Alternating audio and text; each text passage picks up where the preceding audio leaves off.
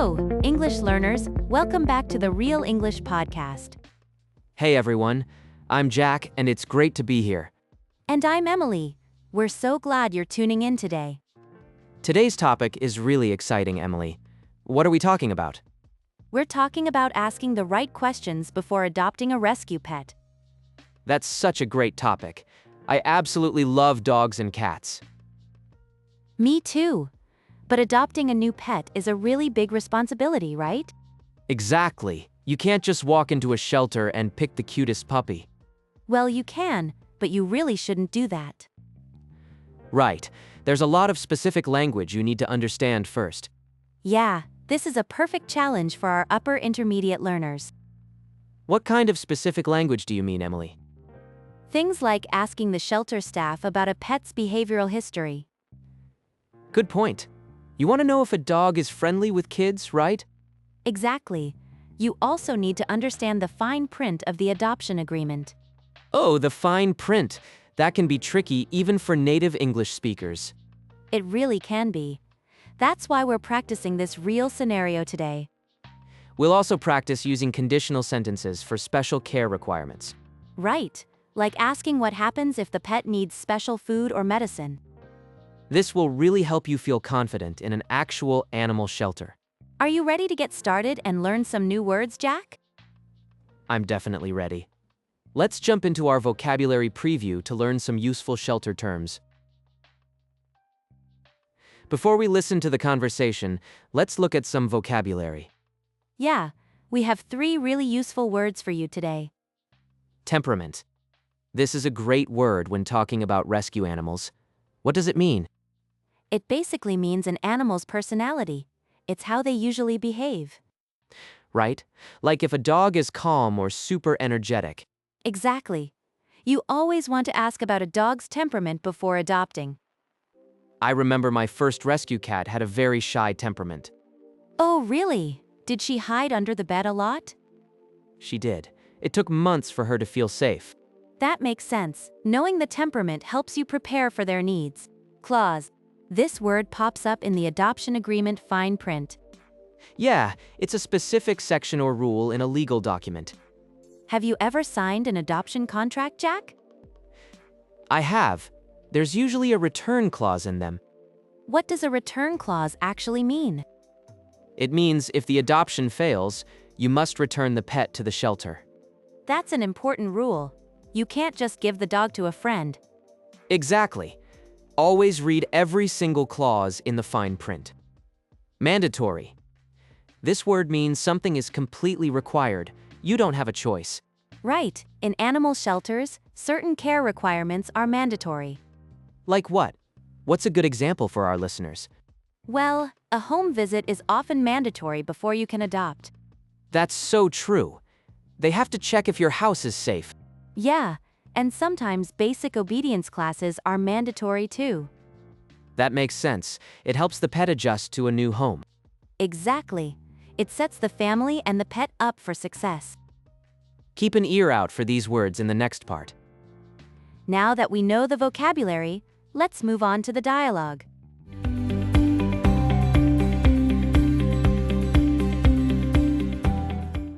Hi, Liam. I have a few questions about adopting Buster. Of course, Chloe. What do you want to know? I read his file, and it says his temperament is mostly calm.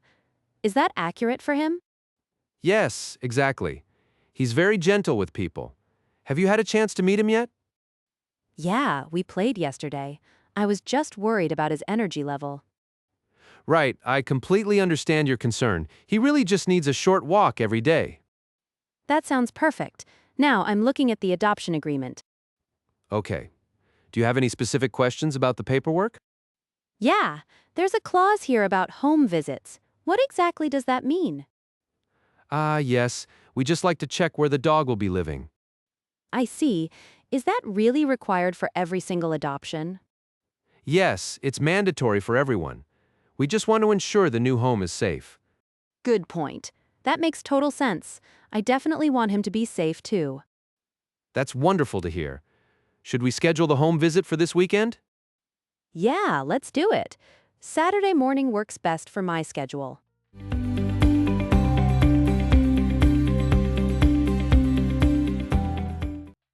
Welcome back to our language takeaway section. Right?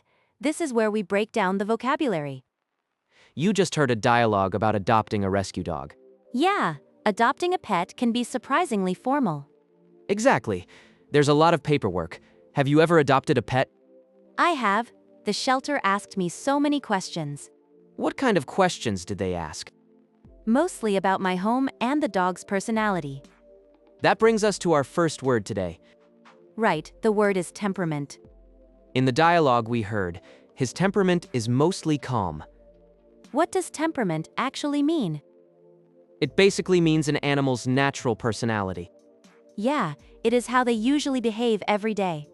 Is it only used for animals? No, you can definitely use it for people too. Oh, really? Can you give an example? Sure, you could say a child has a sweet temperament. That makes sense. It means they have a gentle nature. Exactly. It's a very common word at animal shelters. The next word we heard is clause. Right? The dialogue said, there's a clause here about home visits. What is a clause in this context? A clause is a specific section of a legal document. Like a specific rule in an adoption contract? Yes, exactly. Contracts are full of different clauses. I always read those carefully. Do you? I try to, but sometimes they are hard to understand. Yeah, legal language can be tricky. For example, a rental agreement usually has a no pets clause. Which connects to our next word, mandatory. In the dialogue, home visits are mandatory for everyone. Mandatory just means something is strictly required. Right, it's not optional at all. You must do it. We hear this word a lot at work too, right? Oh yeah, like attendance at the meeting is mandatory. Exactly. It's a very strong word. Let's look at a useful phrase from the dialogue now. We heard, I have a few questions about adopting Buster. This is a great polite way to start a conversation. Why is it better than just asking the questions directly? It prepares the other person to help you. Yeah. It's a nice warning before you ask things. We also heard, is that really required for every single adoption? That's a very good phrase for expressing surprise. Right? The speaker was surprised by the strict shelter rule. Adding really and every single makes the surprise much stronger. Exactly. It sounds very natural for everyday conversation. We just looked at some great vocabulary for the animal shelter. Yeah, those words are super helpful, but now we need to put them into action. Exactly. It's time for the Fluency Builder. This is where we take those ideas and turn them into natural phrases. Right. Because knowing the word temperament is one thing. But asking about it naturally is another. What's our first pattern? Let's look at asking for explanations. Good idea. Sometimes shelter contracts have confusing clauses. Yeah, they definitely do. Instead of just saying you have questions, you can use a specific pattern. Right, you can say, could you walk me through? It's such a great phrase. It sounds polite and very natural. I use that all the time. You could say, could you walk me through this adoption contract? Or maybe, could you walk me through the medical history? I love that. It shows you want to understand the details. Exactly. It asks the other person to explain step by step.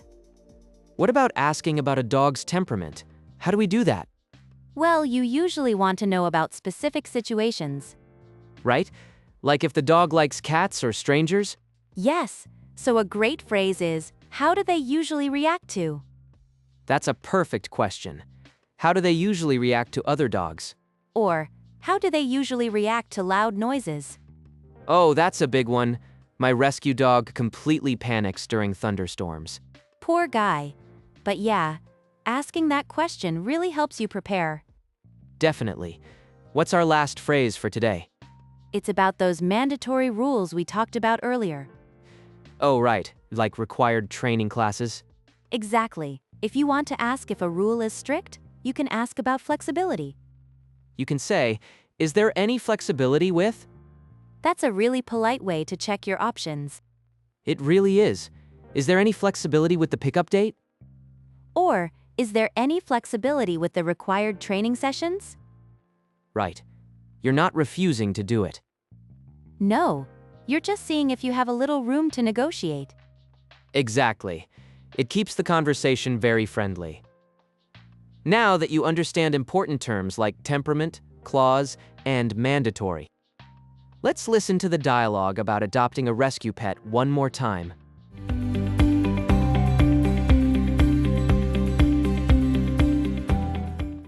Hi, Liam. I have a few questions about adopting Buster. Of course, Chloe. What do you want to know? I read his file, and it says his temperament is mostly calm. Is that accurate for him? Yes, exactly. He's very gentle with people. Have you had a chance to meet him yet? Yeah, we played yesterday. I was just worried about his energy level. Right, I completely understand your concern. He really just needs a short walk every day. That sounds perfect. Now I'm looking at the adoption agreement. Okay. Do you have any specific questions about the paperwork? Yeah, there's a clause here about home visits. What exactly does that mean? Yes. We just like to check where the dog will be living. I see. Is that really required for every single adoption? Yes, it's mandatory for everyone. We just want to ensure the new home is safe. Good point. That makes total sense. I definitely want him to be safe too. That's wonderful to hear. Should we schedule the home visit for this weekend? Yeah, let's do it. Saturday morning works best for my schedule.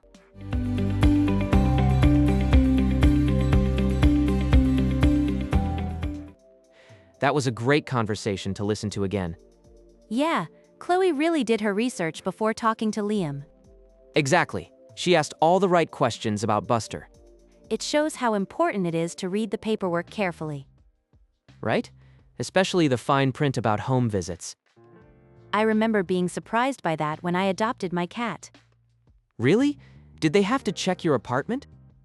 Yes, they just wanted to make sure it was a safe environment. That makes total sense.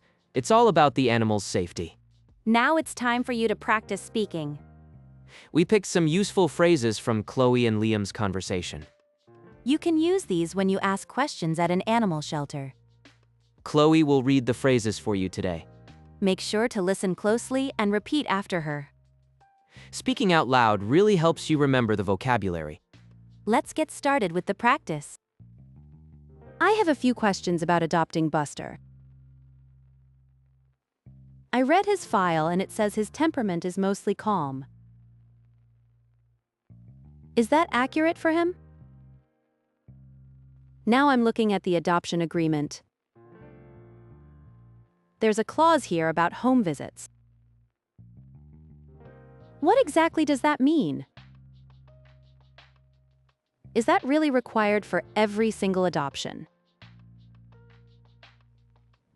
Saturday morning works best for my schedule. Great job with the practice, everyone. Yes, well done. We hope you feel more confident now.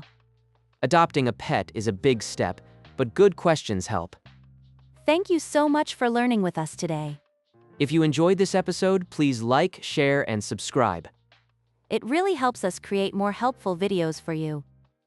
We love reading your comments below too. Have a wonderful week, and good luck with any future pets. Goodbye for now, and we'll see you again in the next video. See you next time.